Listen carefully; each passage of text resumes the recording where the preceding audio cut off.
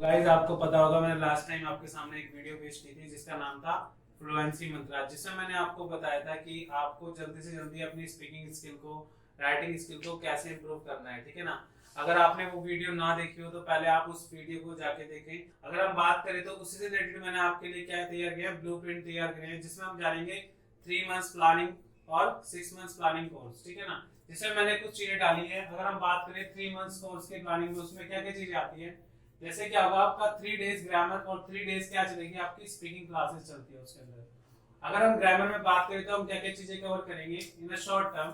हम पहले कवर करेंगे बेसिक चीजों को, जो हमारा बेसिक चीजें जैसे लाइक हम इसएमआर, वॉइसओवर, मतलब छोटी छोटी जो नॉन एक्शन वगैरह है उस पर हम काम करेंगे।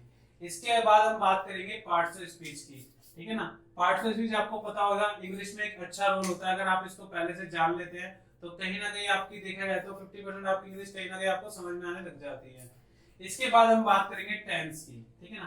टेंस में हम जितना भी होता है उसमें कुछ इंपॉर्टेंट पॉइंट्स भी जानेंगे। देखो टेंस तो लोग दोस्तों को सभी कराते हैं, लेकिन कुछ ऐसी चीजें होती है जो हर बंदा एस्केप करता है पढ़ाते वक्त। तो मैं कोशिश करूंगा आपको वो सारी चीजें भी प्रोवाइड करूं जो लोग नहीं देते हैं। ठीक है ना। इसके बाद हम बात करेंगे आर्टिकल। आर्टिकल का भी आपको थोड़ा बहुत पता होगा कि आर्टिकल में आपका क्या क्या चीजें आती है। ए एंड द बेसिकली आपका आर्टिकल का पार्ट होता है। ठीक है। इसमें भी हम बात करेंगे प्रीफिक्स की और सफिक्स की। ठीक है ना। इसको भी हम अच्छे से पढ़ेंगे। प्रेपोजिशन के बारे में जानेंगे। इसके अंदर हम प्रेपोजिशन एक अच्छा रोल निभाते हैं इंग्लिश के लिए, क्योंकि क्या होता है अगर हमें छोटी छोटी चीजों के बारे में नॉलेज होगी ना, अगर हम थोड़ी छोटी छोटी चीजों के बारे में अच्छे से सीख ले तो कहीं ना कहीं हम अपने इंग्लिश को अच्छे तरीके से बोल पाते हैं। ठीक है ना। और हम इसी वजह से कहीं ना वीक वीक फील करते हैं अपने इंग्लिश में, क्योंकि हमें छोटी छोटी चीजों के बारे में नहीं पता होता। सो गाइस आपको अभी मैंने ये सब चीजें बताई थी। देखो अगर आप इन चीजों पे थोड़ा सा फोकस करते हो, आपका ये 3 मंथ्स का प्लान होता है, अगर आप इन चीजों को कवर करते हो ना अच्छे से, तो कहीं ना कहीं आपका एक लेवल हो जाता है लेटर लिखने का। अगर आपसे कोई बोलता है भाई लेटर लिखो, ठीक है ना, टॉपिक राइटिंग लिखो, तो आप लिख सकते हो। लेकिन अगर आपको, फिर भी मैं आपको ये बोलना चाहूंगा, अगर आप ये चीजें करते हो ना तो कहीं ना कहीं आपको डेली बेस पे ना थोड़ा थोड़ा प्रैक्टिस करनी है लिखने की। मैं ये नहीं कहता कि आप एकदम से खुद से लिखना स्टार्ट करो। पहले आप जो लिखी हुई चीजें, जैसे लेटर, अगर हम लेटर की बात करें तो हमें पहले क्या करना है, पढ़ना है भाई। हमने देखना है कि किस किस तरह के लेटर हमें देखने को मिलते हैं बुक्स वगैरह के अंदर। उन लेटर को रीड आउट करो, समझो, फिर आप कोशिश करो उसी तरह की चीजें को लिखने का। ठीक है ना।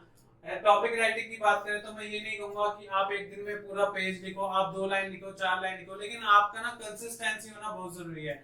अगर आप कंसिस्टेंस रहोगे ना चीजों में तो आप कहीं ना कहीं अच्छा कवर अप कर लोगे। ठीक है ना। यानी कि आपको डेली बेस पे 3 से 4 लाइनें लिखनी ही लिखनी है। ठीक है ना। क्योंकि ये बेसिक चीजें होती है, अगर आप ये अच्छे से कवर कर लेते हो कहीं ना कहीं आप ये चीजें लिखने के एबल हो जाते हो।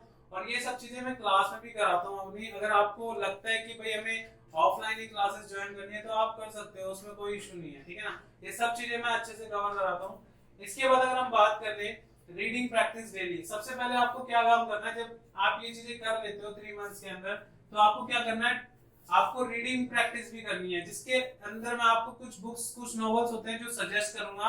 आपका बेसिक से इंटरमीडिएट लेवल आप अप कर सकते हो। उसमें पहले आप स्टार्ट करोगे बेसिक नॉवेल्स, छोटी छोटी स्टोरीज होती है जिनके अंदर कार्टून वगैरह बने होते हैं, जिसमें आपको थोड़ा इंटरेस्ट भी आता है पढ़ने में। कई लोग बोलते हैं कि यार मुझे ना बोरिंग सा फील होता है, ठीक है ना, तो वो आपको वहां पर नहीं फॉलो होगा।